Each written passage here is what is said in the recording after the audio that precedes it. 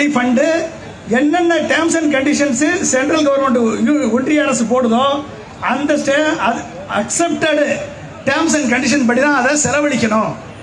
திடீரென்று ஒரு காரியத்துக்கு இப்போ நம்ம சென்னையில் ஏற்பட்ட நான்கு மாவட்டத்தில் ஏற்பட்ட வெள்ளமாக இருக்கட்டும், இல்லை தூத்துக்குடி, கன்னியாகுமரி, தென்காசி, திருநெல்வேலியில் ஏற்பட்ட வெள்ளமாக இருக்கட்டும், திடீரென்று அவர்களுக்கு செய்ய வேண்டிய அந்த உடைமை இழப்பு, வீடு இழப்பு, கால்நடைகள் இழப்பு, உயிர் இழப்பு, இத்தனை இழப்புகளை இண்டஸ்ட்ரி அழிந்து விட்டது.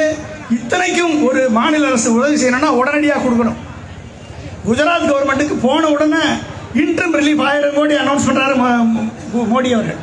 ஆனால் தமிழ்நாட்டுக்கு ஏற்கனவே கொடுக்க வேண்டிய தொகையை, வருஷம் கொடுக்க வேண்டிய தொகையினுடைய அமௌண்ட்டை கொடுத்துட்டு நாங்கள் உடனே கொடுத்துட்டோம்னு ஒரு நிதியமைச்சரே போய் சொல்கிறேன். ஒரு நிதியமைச்சர் போய் சொல்லலாமா?